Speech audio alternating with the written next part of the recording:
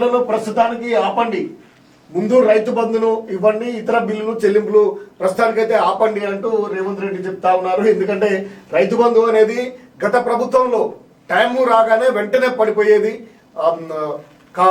కాలం ముంచుకొస్తున్నటువంటి సమయంలో. కానీ ఇప్పటి వరకు ప్రభుత్వం అధికారంలోకి వచ్చినా ఇప్పటి వరకు రైతులకు రైతు బంధు ఇప్పటి వరకు వారి ఖాతాల్లో పడకపోవడంతో ఆందోళన చెందుతున్నారు. ప్రభుత్వంపై అనేకమైనటువంటి విమర్శలు వస్తున్నటువంటి నేపథ్యంలో ఇతర బిల్లు మొత్తం చెల్లింపులు ఆపండి, ప్రస్తుతానికైతే రైతు బంధు అయితే ముందు ఇవ్వాలంటూ ఆర్థిక శాఖకు ముఖ్యమంత్రి రేవంత్ రెడ్డి ఆదేశాలు జారీ చేశారట. 2-3 ఎకరాల కేటగిరీలో సాగుతున్నటువంటి చెల్లింపులు ఇప్పటి వరకు 66 లక్షల మందికి నగదు బదిలీ, రైతు ఖాతాల్లో 2450 కోట్లు జమ. ఈ నెలాఖరుకు 5 ఎకరాల కేటగిరీ వరకు పూర్తి. ఇప్పుడు 2-3 నుంచి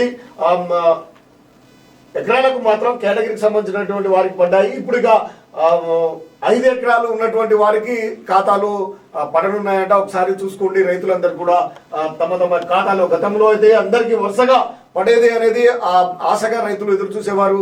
ఇప్పటికీ రాకపోవడంతో కొంత ఆందోళన అయితే కనిపిస్తా ఉంది, ప్రభుత్వంపై వ్యతిరేకత అయితే కనిపిస్తా ఉంది.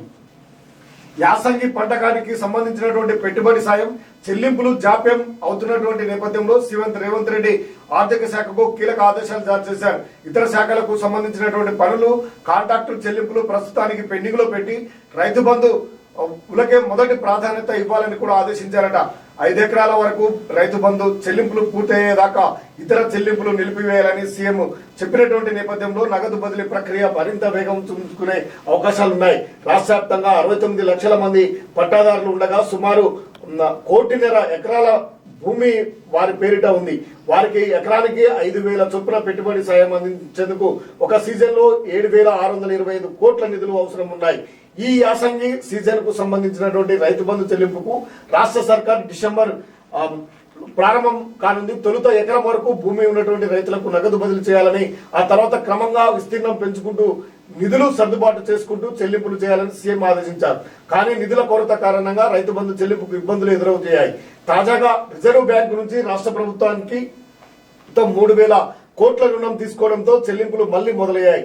ఆర్బీఐ నుంచి తీసుకున్నటువంటి అప్పును ఇతర చెల్లింపులకు వినియోగించకుండా రైతు బంధుకై కేటాయించాలని సీఎం రేవంత్ రెడ్డి నుంచి ఆర్థిక శాఖకు స్పష్టమైన ఆదేశాలు వేయడంతో ఈ రోజు నుంచి వారికి 5 ఎకరాలు ఉన్నటువంటి రైతులకు కూడా రైతు బంధు పడటానికి అవకాశం ఉంది.